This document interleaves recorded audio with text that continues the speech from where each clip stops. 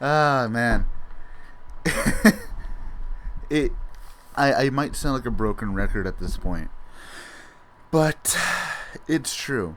Every episode of this series has progressively gotten better and better and better and better. Like, it's kind of surreal to see how amazing this show has gotten in so little of time. This show started back in October, I believe. No, not in October. Yeah, it was in October, wasn't it?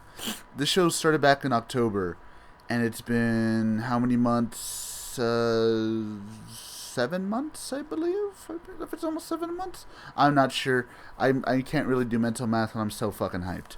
So it's kind of amazing that week after week after week, they just keep making it so much better. I mean, my God, I am kind of surprised. I'm taken back by all of it. And this episode was no different. This episode was fucking incredible. From the way that it opened to the way that it ended. Now, the way it opened was something that I actually don't usually see in Rider. It was more of a I'm trying to think of examples, but basically we see X8 and Pallid, or Emu and Pallid, overlooking all the players fighting Bugster. Like Salty, I think is the main one that they were fighting. They were fighting Salty, and it's kind of a thing of, oh shit, how did we get here type of thing. And then boom, new opening. Not new opening song, I think it's the second part of the opening song, if I'm not mistaken. If I am mistaken, I'll get corrected, whatever, it doesn't really matter. But new opening like visuals, and my God, they're really good. They replaced Gem or Dan with Nico, which is kind of interesting. I do wonder that. Though I know for a fact she's going to be a Chronicle player. She's going to fucking die. Like, if this episode is anything to go by, she's going to fucking die. Like, holy shit. That is like a foregone conclusion.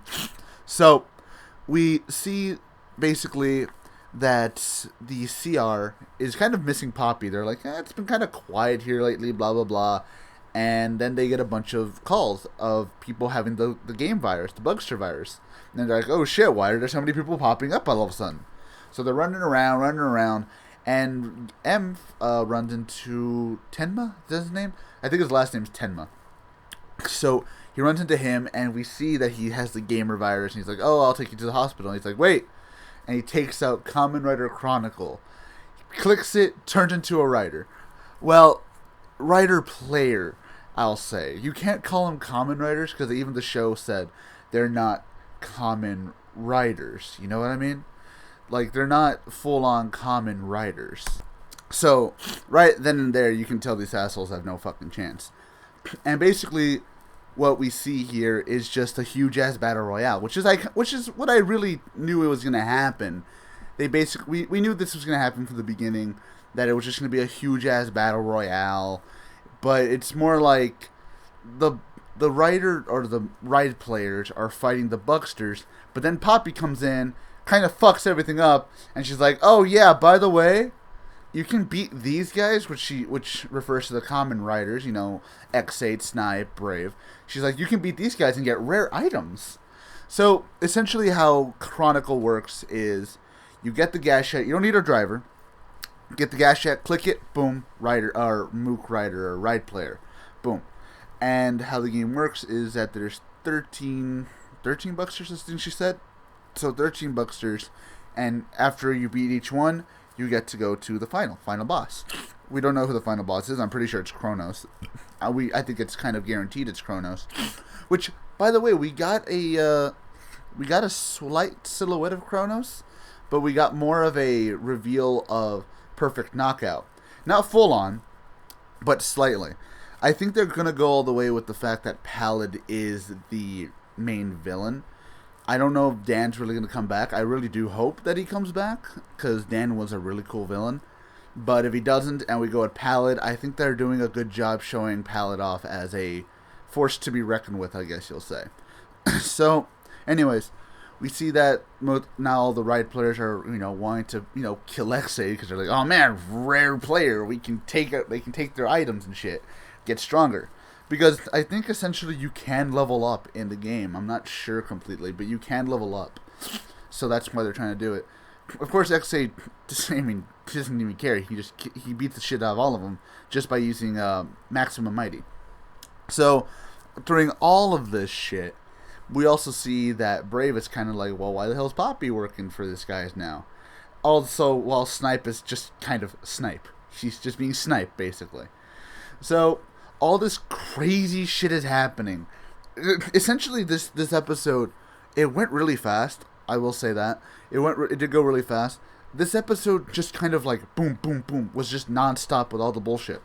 So, we get that. We get all the bugsters. And now let's see. Like I said, it's so crazy. Then we finally get to, a little bit more about the first guy we found using Chronicle. He takes it away from him so he doesn't use it again. Because, as we can pretty much guess, Chronicle does give you the game virus and it does kill you. Which is pretty fucked up, I will say. Like, legit, that's just fucked up right there. So, after all that, we do see that Exe does go and fight Salty. Because he needs to beat Salty in order to save the patient. It does kind of work on the same logic as it does usually. Someone gets infected, the Bugster comes out, gotta beat the Bugster. Though we do learn that every time a Bugster gets beaten, they do level up. So that's kind of confirmed now. That's kind of interesting to confirm now. I guess you don't need your full-on final form or your full. You don't need your perfect form. I guess they call it here. So that should happen, and the ending scene. Jesus Christ. The ending scene was something out of a fucking just fucking amazing. So basically what happens, Pallet comes in, he says, oh well, I guess it's time to play now. He annihilates 6 people. Now you might be thinking, for a kid's show, oh yeah, they get beaten, the gas jet falls out, blah blah blah, and everything's fine. They get to save them for another day. They just get horribly beaten up. No, fuck you. They get game overs. And we know in this show, game overs means they're dead. He killed 6 people. Pallet doesn't give a fuck, dude.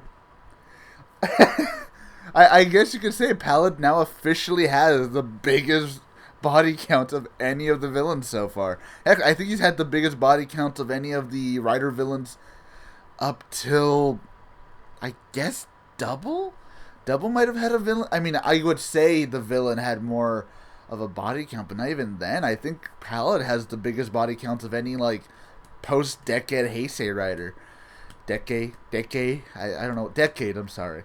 Post-Decade Heisei Rider, I think he has the biggest body count so far, because holy shit, dude. Holy shit. He didn't even fucking care. He just murdered these fuckers. So basically, Pallet now reveals his whole plan, saying, yeah, this whole thing was just to kill humans. We're gonna kill the fucking humans. Simple. He's a very simple guy. For someone who uses perfect puzzle, he's very simple. But whatever. Now he leaves. Everyone's trying to recover. M is fucking pissed. I think M's already had his nut up moment. Now he has his chest hair moment where he just rips the fucking shirt off and just goes fucking Tarzan on people. He's pretty much about to do that at the end of the episode. Then we see Poppy.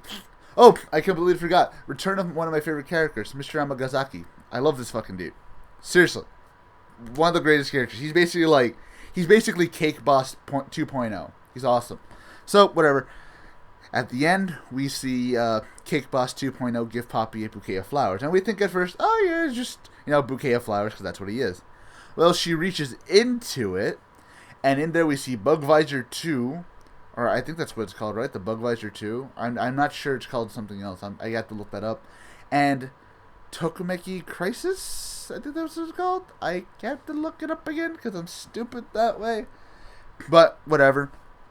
So, overall, this episode is fucking great, man. This episode gave me what I actually wanted out of this. Overall, go watch this fucking show, man. Go, do it. Don't watch shitty ass Ninja Steel. Don't go watch Mech Q Ranger. fuck that shit, man. Watch X8. Fucking amazing. Like, goddamn, like I said, I don't think I've seen a show in a long time, especially from Rider, where every single episode just keeps giving me something better and better. The last show I think that's given me that was probably, I would say Double, even though Double did have its downer moments. But legit, Double was probably the last series that gave me this much of a hype. Like, yeah, sure, the older Heisei shows did too, but this is a new Heisei episode. New Heisei, like post-decade Heisei, that just keeps giving me more and more and more to love as it goes on. And I am so happy it's here. So, that's it, man. Like what you heard, like what you saw, like what you experienced on the channel. Please like, comment, subscribe, and fucking watch X8. Ugh!